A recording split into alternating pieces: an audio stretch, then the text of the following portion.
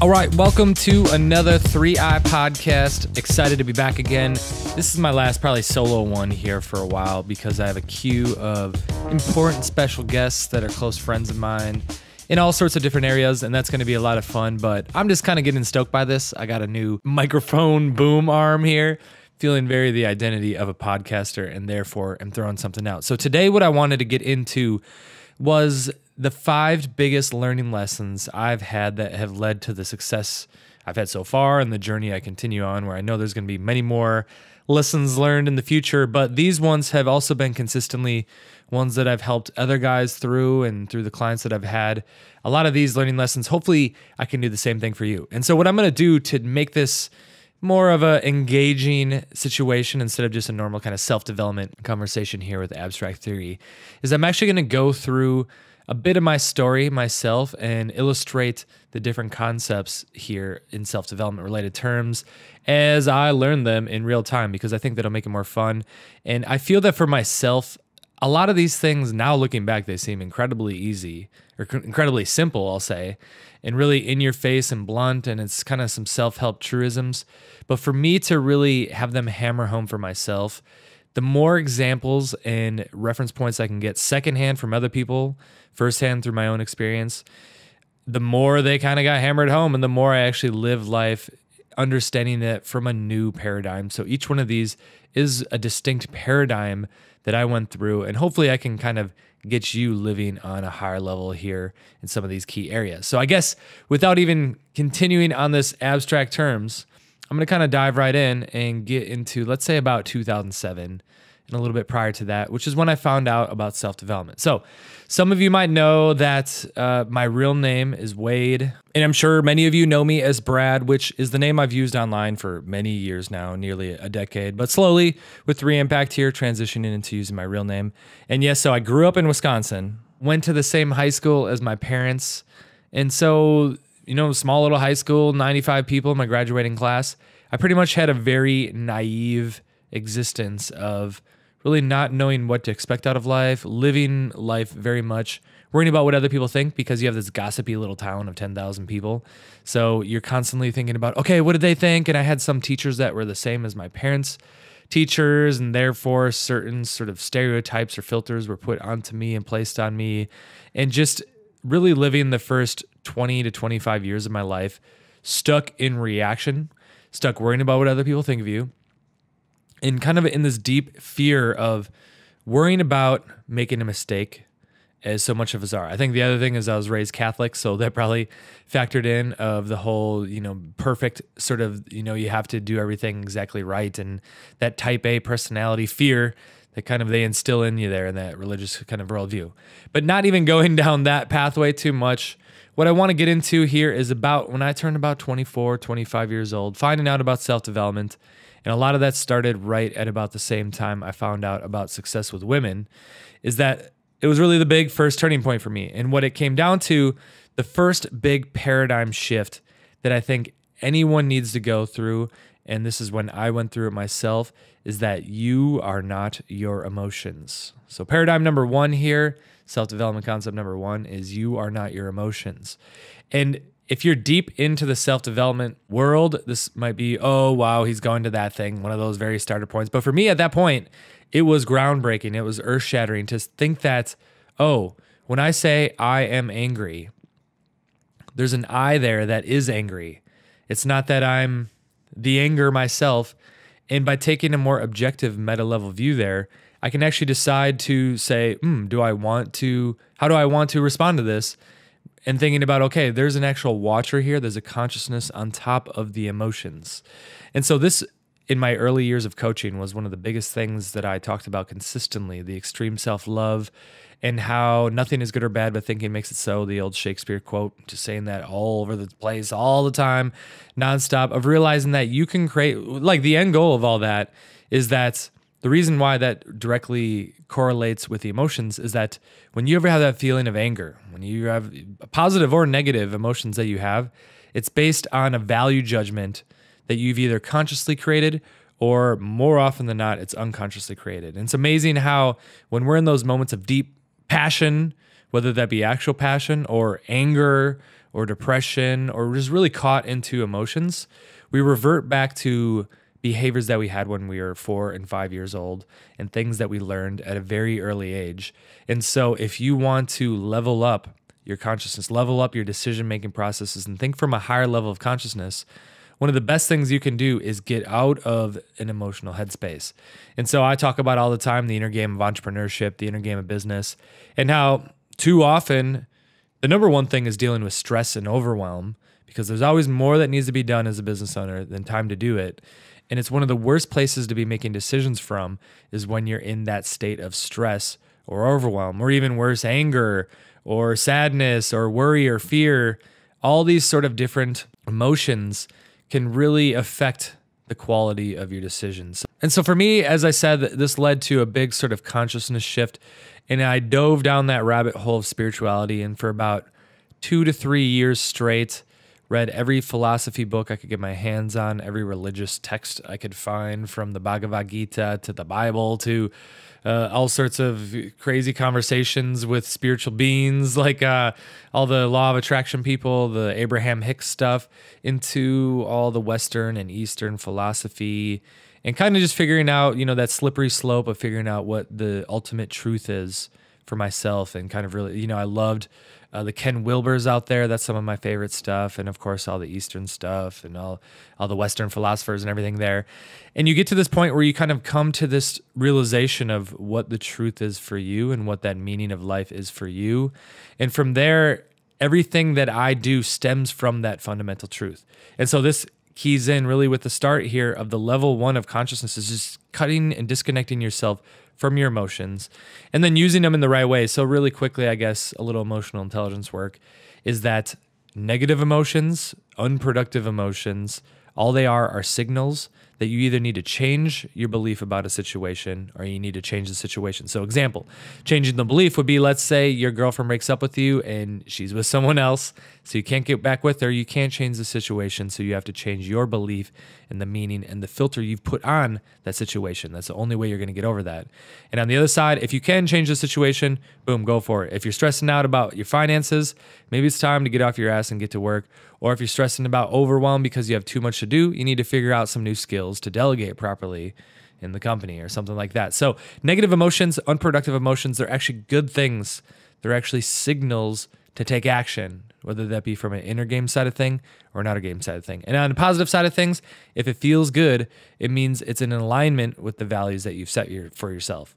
So that could be a great indicator or great signal. But if certain things feel good, but is leading to long-term bad repercussions, like let's say you're partying too much or things that used to be the right thing for you to do, you've hit this comfort zone and it feels good in the moment, but the next day you feel guilty, then it's maybe time again to go back to the drawing board and say, how can I use this signal here to redirect things and put some new focus on it? So that one for me was completely groundbreaking because especially at that time, I was 24 years old and I was single for the first time since I was basically 13 or 14 years old.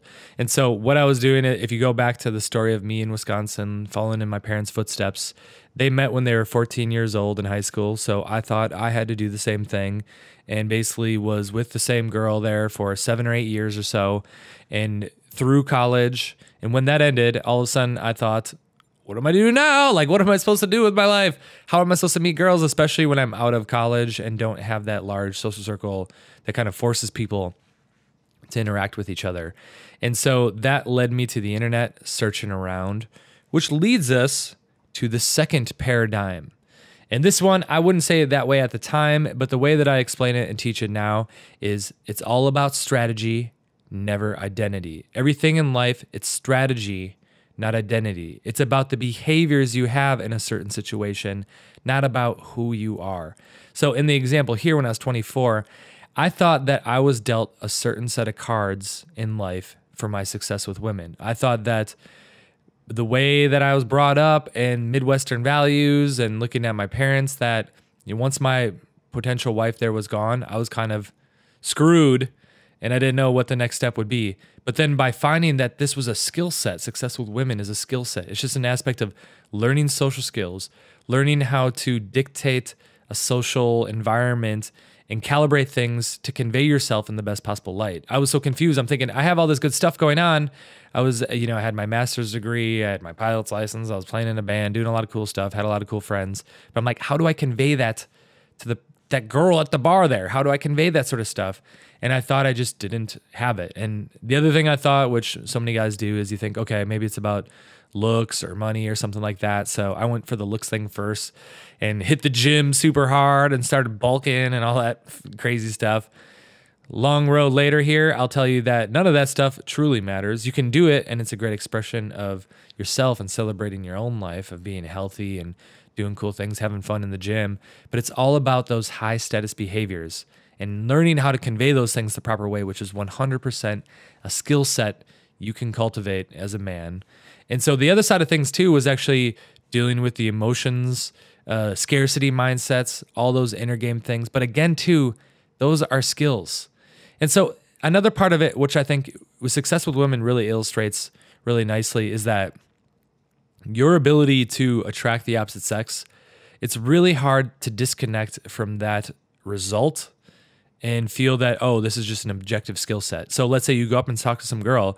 If she says, get the fuck out of here, it's very hard in that moment there, if you've never had that experience before, to say, oh, there's a skill here I need to develop and I just haven't established or developed it yet. This is not about me whatsoever that she said that I'm a piece of shit and get the fuck out of here. But actually, no, that's really what's going on there.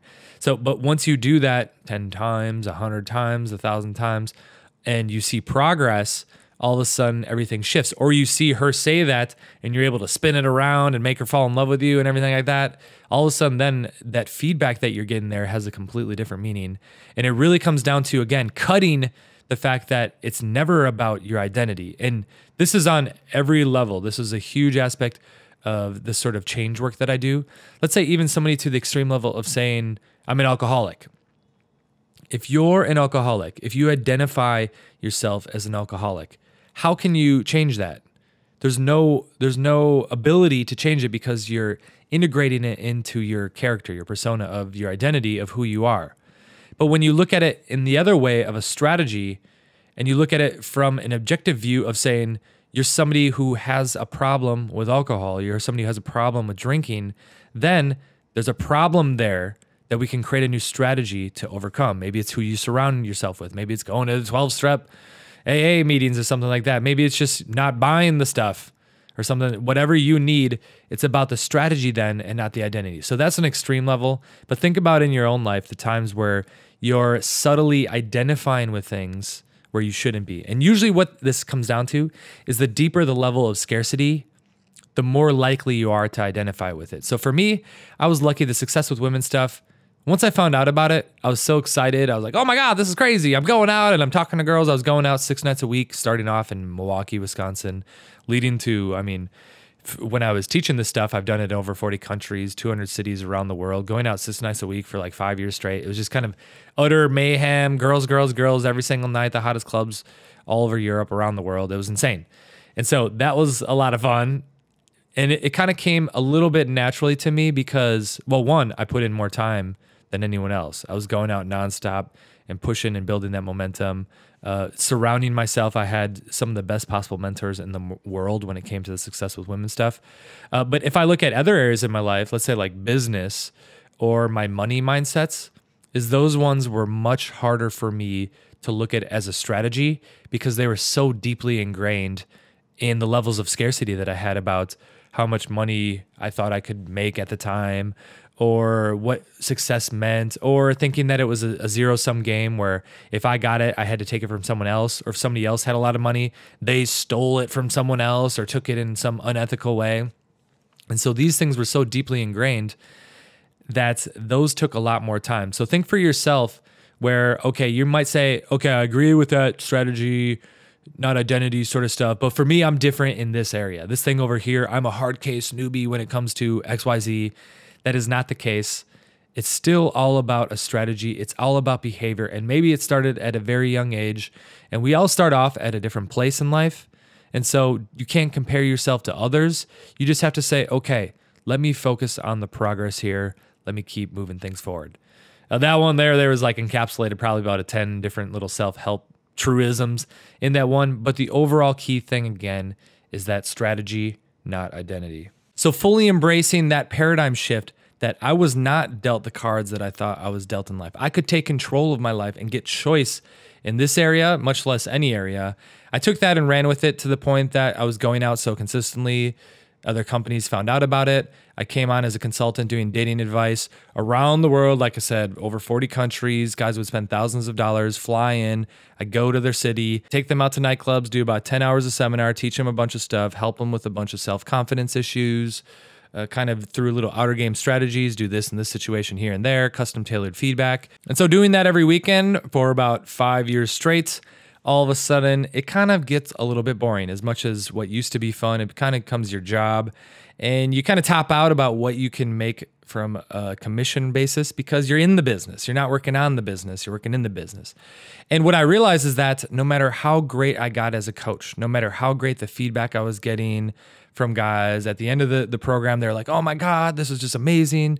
This experience was just fantastic, life-changing. And I was working more and more to get better as a coach, but that didn't impact, the amount of money that I was bringing in because I was topping out. Again, like I said, I was working in the business and on the business. And so this inspired me to start developing business skills and start realizing that there's more than just the technical side of things. So this is why, for me, a great book there was The E-Myth Revisited. So I wasn't going to go down the business track here at the moment, but realizing that I was just focusing on that technician role of what my skill set was, but not even realizing there was all these other aspects and complexities of the business skill set. Everything about money management, knowing what the expenses are, accounting, knowing marketing skills, writing sales copy, finding traffic, the whole sales process, sales funnels, all that stuff. I didn't know a single thing about it. I just thought the better I got as a dating coach, the more financial success I would have. So, but when that little paradigm shift kicked off, and this is a little bonus one, I guess, of realizing don't be the technician and understanding what the business skill set is all about, I decided that I was going to launch an online product. And the third paradigm shift I had was a result of this product launch. And that we'll call, other than conscious communication, law of attraction and having specificity in the goals that you create for yourself. And so what I did is that I wanted to all of a sudden not have to be in the business, create some sort of income stream. At the time, I was all about the 4-hour work week and thinking, what sort of passive income stream can I create? And what I wanted to do was actually get off the road more than anything else. So I decided, okay, I'm going to create an online product, an information product about everything I had learned over the last 5 years as a dating coach. And in that industry, it had really never been done before. If anything, before then, it was all digital or like DVDs and CDs, and those were getting pirated and torrented. And so we all thought that that whole industry was gone. We thought, okay, digital products are gone. Any level here, they're just going to get immediately torrented. So we're not going to do it. And the company that I was joint venturing with at the time, they had not released anything like that ever. And the last actual product that they had released was 5 years ago. And I didn't know how big their email list was. I didn't know what to charge. I just chose some internet marketing product to model and had somebody that was a former colleague bring them on to help writing sales copy and help do the first product launch there. And I remember saying to everyone involved that after everything was all said and done, and I had no clue this at the time, I'm like, okay, I want exactly 35 grand. I'm like, I don't know why I wanted that amount of money. Maybe I thought, okay, this will last me a few months or something like that. I'll be able to get an apartment in Chicago with this. But like I said, I didn't know what price to charge. I didn't know if there was 100,000 emails or 3,000 emails that I was going to be promoting to, as well as all the social media and YouTube and stuff. That was kind of fresh at the time. This was before that stuff was really huge. I didn't know what expenses were going to be. I didn't know how effective my sales copywriting was. And then lo and behold, after that, about a week and a half later, it cleared just over 6 figures in revenue. And I cleared personally right exactly somehow within $100, like within $100, $200, $35K. And so the first big thing I would say there from a business mistake is I should have charged more for that product. It was a $69 product, and there would have been zero change in conversions if that was a $97 or $197 or $297 product. I easily could have charged that and had the same amount of sales, like units, but significantly increased the amount that I brought in. And so what happened is like the law of attraction there, I chose a number and that's what I got. And I've seen this over and over and over and over again in my own life, in the life of my clients, and just stories that you hear around, that any negative things you hear about the law of attraction or stuff like that. Let's just put that to the side here. Let's just put that over in a little box over here. And right in front of you, what I want to say is think about how clear your goals are and how strong the visualization things you have. The first podcast, I talked a lot about psychocybernetics of every morning. For me, I have part of my morning ritual. I visualize me with the success that I want in each one of these areas, whatever it is. But you need to have that specificity in creating clear-cut goals. So that's really what this big paradigm shift was, and I've seen it over and over again. We had it recently. We were looking for 2 new interns in 3 Impact, and we're saying, okay, we want this, and we created very specific things of responsibilities we wanted in this ideal candidate for these 2 very unique different positions, and we got literally those 2 people to a T. And it's like, hey, maybe that's a great aspect of your screening process as well there. But also it's like what we asked for, we got. And too often people are just too vague in their goals. I had one of my private coaching clients, we call them the Chosen 20 because I got upwards of 20 guys at most that I deal with, the Chosen crew. And one of them was talking about his goal, his kind of 12-month goal is to start bringing in 10K a month recurring income. He's like, I want that 10K a month recurring income coming in. And I said, okay, that is cool. And that ties back to what I said, the commissions I wanted off the 35K, off the big first product launch there. But what else? What else does that mean to you? How can you visualize that? If you're looking at that, does that mean you open your bank account and boop, boop, all of a sudden you see that in your bank account? What goes along with that? What juicy imagination video do you see in your mind? The experience of you having this, what does it mean? What do you do throughout your day? I love, there's a bunch of exercises you can get into of thinking, okay, who would you wake up with? Like what time would you wake up in the morning? What would you eat for breakfast? What would your lunch look like? How many employees would you have? Where would your office be? What street would it be on? Get that level of precision and clarity in your goals, and that law of attraction shit, it just kicks right in. And the other side of what I'll say there is the first thing that I said is not law of attraction. It's not about the clarity of your goals. It's the other than conscious communication and your other than conscious mind, to be more specific. And what this is, in Freudian terms, they have the conscious mind, and your conscious mind is everything on the level of the words. Your unconscious mind in Freudian terms, is everything else. And Noam Chomsky, what he talks about is that he was a linguist back in, I think, the 1920s or something. And he explained that between 7 and 10% of communication is on the level of the words. Everything else is unconscious and not on the level of the words. And so everything from your body language, your tonality, your eye contact, I talk about this stuff all the time because it was deeply trained into me from one of my mentors who learned from Dave Dobson, who was the creator of the Other Than Conscious Mind and Other Than Conscious Communication, about how important this 93% of your brain is. Your mind, well, not say brain, because brain's kind of the actual organ there, but your mind, whatever that encapsulates, we're not using that to our best advantage. And that's where shit actually happens. That's those ingrained habits beneath the surface that you're not thinking about that make shit happen. Too often, we're thinking on that level of the words and trying to consciously control everything instead of learning how to use our other than conscious mind in the right way. So I don't remember if I said this in the last podcast, but a thing that I'll do every single night before I go to bed is I'll dictate a direction for my other than conscious mind. And so every night before bed, I'll say, okay, tomorrow, other than conscious mind, I'm writing the sales copy. Help me with it. Or if it's something that's more deeply ingrained, then it's something that I'll do consistently for 10 days, 20 days, 21 days. We got a new product coming out probably in the next sort of fiscal quarter here. And part of it is going to be a consistent entrainment of your other than conscious mind to get it so you automatically have a better money mindset. You automatically have the right business skill set. You automatically have that clarity in your goals. That project is definitely still in the infancy stages, so I'll kind of end it at that for now. But again, that other than conscious mind, law of attraction, and clarity, as well as, I guess, expecting more of yourself. I really, because I was so new and had these self-worth issues related to business, is that I just chose way too cheap of, I didn't like the value that I was offering there. I completely undervalued it. I didn't find the right model of a product that should have been priced better. And like I said, asking for what I'm worth, that's something that I consistently see no matter what the service or industry, I see that way too often of people not demanding what they're actually worth because they're too afraid of the social anxiety and social friction there. So this paradigm is still in motion for me. This is something I'm consistently reinforcing.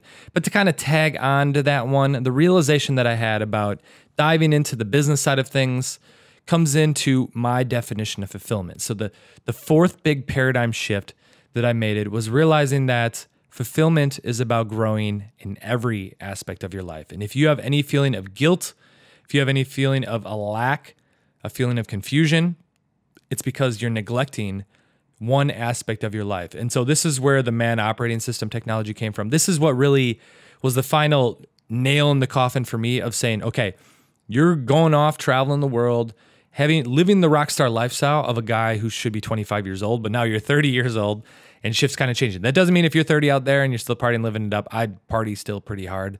But at some point, you get enough reference points and experience, and the rest of your life is in a thing of neglect there. And that's what happened for me, is that even though my dating life was spectacular, even though the travel and the self-growth and the social circle of the colleagues that I had around me and just this amazing peer group, that was great. But my finances, the career, my upward mobility of what I wanted to achieve in the future, my health, these things were just completely shot, as well as like long term. If I wanted a girlfriend for more than a night or a week or two, or trying to make it work long distance, it wasn't possible because I was living life on the road. So, and what it was is that I didn't know what the issue was. And looking back now, it just seems so obvious. It's just the fact that all these other areas were in neglect. But what I would say to you is if you have any of those sort of feelings of lack or just kind of confusion, it's time to dive in and get specific on every aspect of your life and make sure you're not only just putting attention or awareness towards them, you're actually growing in each one of these areas. So this is, like I said, the ManOS technology that I have. It's going, okay, we got financial, we got your career, we got your friends. I also have, my relationship with my girlfriend, my family, making sure I spend enough time with my parents and my niece, my health, all these different things. And if you're not growing in each one of those areas, you're going to feel a little bit guilty. So what I would say here to keep this one short and sweet is just look at each area of your life, put them on a circle and look at all aspects of it and say, am I growing in each one of these? If not, what sort of game plan do I need to create, either short-term or long-term, to make sure I'm growing? Because it's hard to get to all of them at once, but as long as you put it on the schedule, maybe you don't do anything with your family all month, but at least if you go see them once a month, you're still growing and moving that relationship forward instead of completely neglecting it and haphazardly just never dealing with it. And then, like I said, feeling guilty because when your mom finally calls you, you're like, oh shit, I never talk to her. I never think about her. Especially guys in their 20s, too busy figuring out who you are and yourself to think about all these support networks that you actually have. So ended there. Fulfillment comes when you grow in every area. And that was, like I said, for me, a huge realization. And then leading to the last one here, this is a very recent one, is that true success is in direct correlation with the amount of risk that you take. So more risk equals more success. And I don't care what aspect of life we're talking about here. If you want to reach the highest levels of success, you need to embrace chaos. You need to embrace extreme risk and start growing a pair of balls and take life by the reins and enjoy riding the bull instead of sitting around in your comfort zone, living a comfortable life, making sure that then you can't make mistakes, but you're going to just live a life of complacency. You're going to live that life of mediocrity. It seems so obvious, but it just really shines a light on the importance of getting comfortable with risk and getting comfortable with fear and leaning into that instead of running away from it. And so any opportunity you have to sharpen the sword, to lean into that fear, you must take it. If you make the decision, if it just comes down to like, do I want to be successful? If I want to be successful, every opportunity I have to get more relaxed and more comfortable and more responsible to deal with the craziness and the chaos of life, I'm going to get success that much faster. So actually, I'm reading a book right now that's pretty cool. I don't hear about it too often, but it's called Thick Face, Black Heart. And there's a couple little quotes in here related to fear that I read today, and I was like, boom, it just hit me nice and hard. And I think it's directly applicable here. So I think it's great to bring some of these up. So the first one, Overcome fear. Fear is to man's soul as a drop of poison is to a well of spring water. And I love that. By you letting one drop of fear come in there and allowing it, letting it take control, that's like the same way of a drop of poison in a water well. One little drop, bleh, the whole thing's gone. Another one from the book, if you are not concerned about the outcome of a circumstance, you will experience no fear. Whatever the outcome will be, whether you fear it or not. The outcome's going to happen either way. That's me talking now. The outcome is going to happen either way, so you might as well just ignore the fear and do it anyway. Which leads to the last quote, in spite of your fear, do what you have to do. It's nice and simple, nice and easy. The fear is going to be there, but the more successful you become, the more successful you'll be able to deal with that. So you might as well just start on the front end and start getting comfortable with the fear. It's kind of like the same way about negotiations. A lot of the people that I know that are the best at negotiating, they consciously and proactively put themselves in high social pressure situations so that when they get into the next negotiation situation, they're more comfortable dealing with that social pressure than the next person. And it's because of the proactive training, basically, that they did beforehand, that they don't succumb to the fear, they don't succumb to the anxiety of dealing with that situation. So look for your own life. And for me, this realization came when I became a true business owner through and through, where all my income's coming from my own means. In that, for the longest time, I've always had multiple different safety nets, whether that be royalties and commissions coming from other joint ventures that I had, and able to promote products to other JVs and affiliates and partners and stuff like that, all these different things that I had set up.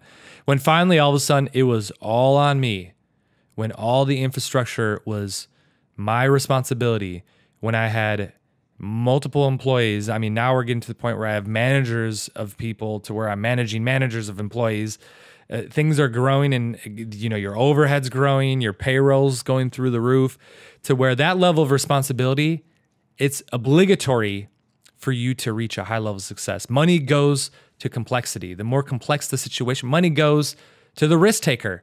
And now this is a calculated risk, I'm saying here. This is not an opportunity or giving you permission to go out and start gambling and just throwing your money away. I'm talking about lean startup, validated learning, calculated risk, moving towards more complex scenarios, taking on larger and larger projects and tasks that might, invest for months or 3 months, 6 months, a year.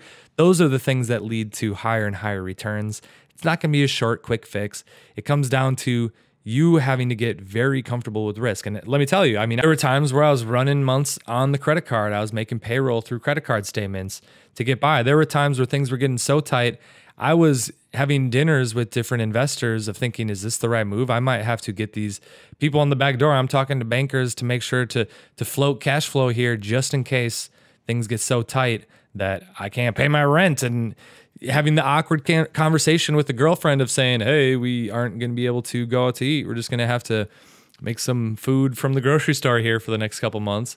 That time, dealing with that responsibility and the anxiety led to that sense of urgency, led to the taking action of that, created the success that I have today and that the company has and everything like that. It really is that true. The Napoleon Hill, he talks about in Think and Grow Rich, how your biggest mistake is right before your biggest success. And a lot of that, I think, comes down to is just things just get so crazy and bad that you're like, man, I just got to make this fucking work. And you just make it work. And that's all it comes down to. There's no more time for self-indulgence and kind of hanging out. You just make it work. And like I said, the success now came from when I finally committed to taking that full responsibility. It would have never happened otherwise. So think about in your own life where you're sabotaging yourself because that fear of added responsibility. For me, all success barriers come down to, some level, a sense of self-worth, but mostly that fear of added responsibility, which directly relates to sense of self-worth because you don't think you're worthy of taking on more responsibility. So take on more responsibility now, start training that into you, start taking on more risks now, and that's what's going to lead to that super high level of success. And that's really what 3 Impact is all about. Not my own journey here, but the journey every man needs to go on of taking the next step, pushing through those paradigms. And for me, I'm on the long ride here, the long journey, and I hope you can come along with me. That's take this journey of the podcast too here, I guess. I mean, we got so many guests in line for future episodes. Definitely any questions you have, put them in the comments, 3impact.com. You can go there and comment on this post. Review this baby on iTunes. Subscribe on iTunes. We're moving up the list, getting lots of downloads. That's pretty much all I got here. As always, enjoy.